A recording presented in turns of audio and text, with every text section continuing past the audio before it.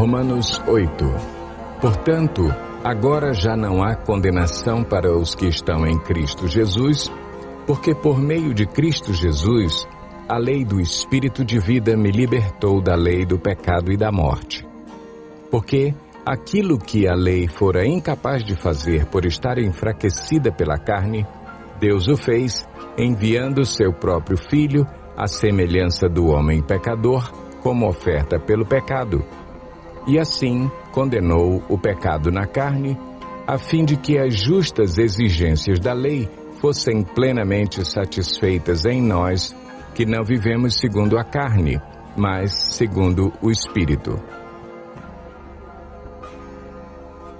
Quem vive segundo a carne tem a mente voltada para o que a carne deseja, mas quem vive de acordo com o Espírito tem a mente voltada para o que o Espírito deseja. A mentalidade da carne é morte, mas a mentalidade do Espírito é vida e paz.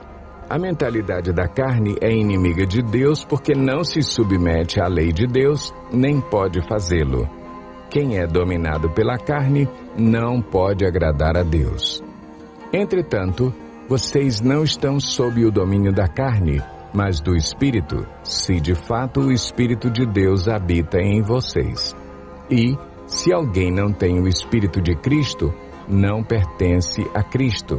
Mas se Cristo está em vocês, o corpo está morto por causa do pecado, mas o Espírito está vivo por causa da justiça. E, se o Espírito daquele que ressuscitou Jesus dentre os mortos habita em vocês, aquele que ressuscitou a Cristo dentre os mortos também dará vida a seus corpos mortais, por meio do seu Espírito que habita em vocês.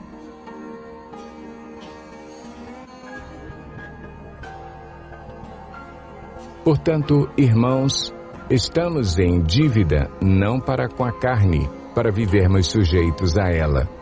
Pois se vocês viverem de acordo com a carne, morrerão.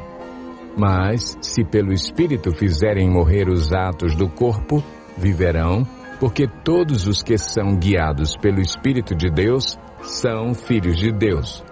Pois vocês não receberam um espírito que os escravize para novamente temerem, mas receberam o Espírito que os adota como filhos, por meio do qual clamamos, Abba, Pai.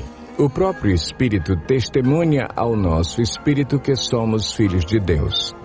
Se somos filhos, então somos herdeiros, herdeiros de Deus e co-herdeiros com Cristo.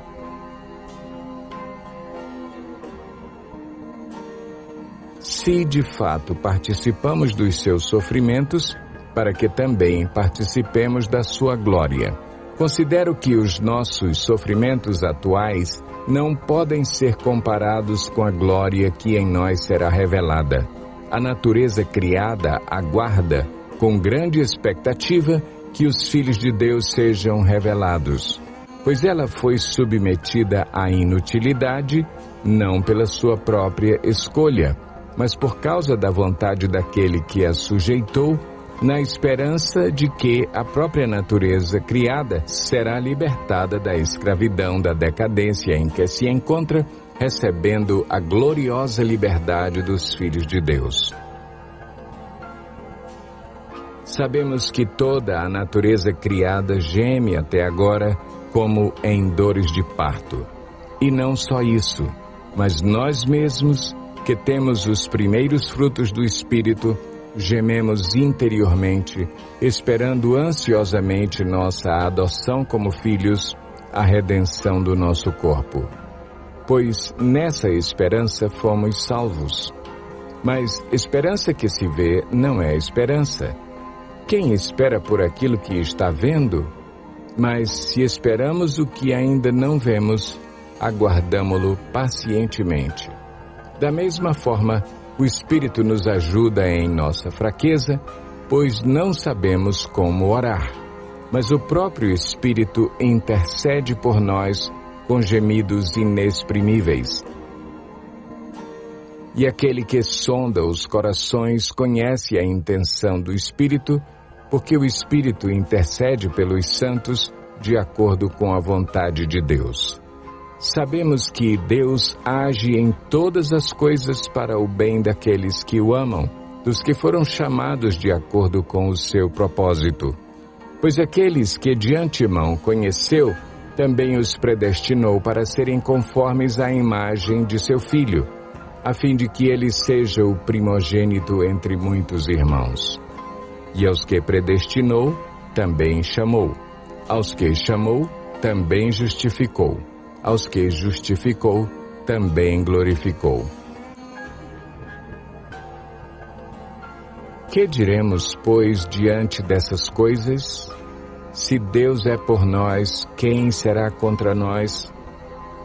Aquele que não poupou seu próprio Filho, mas o entregou por todos nós, como não nos dará juntamente com ele e de graça todas as coisas? Quem fará alguma acusação contra os escolhidos de Deus? É Deus quem os justifica. Quem os condenará? Foi Cristo Jesus que morreu, e mais, que ressuscitou e está à direita de Deus e também intercede por nós. Quem nos separará do amor de Cristo? Será tribulação, ou angústia, ou perseguição, ou fome, ou nudez, ou perigo, ou espada? Como está escrito, por amor de ti enfrentamos a morte todos os dias. Somos considerados como ovelhas destinadas ao matadouro. Mas em todas estas coisas somos mais que vencedores por meio daquele que nos amou. Pois estou convencido de que nem morte, nem vida, nem anjos, nem demônios, nem o presente, nem o futuro, nem quaisquer poderes, nem altura, nem profundidade, nem qualquer outra coisa na criação será capaz de nos separar do amor de Deus que está em Cristo Jesus, nosso Senhor.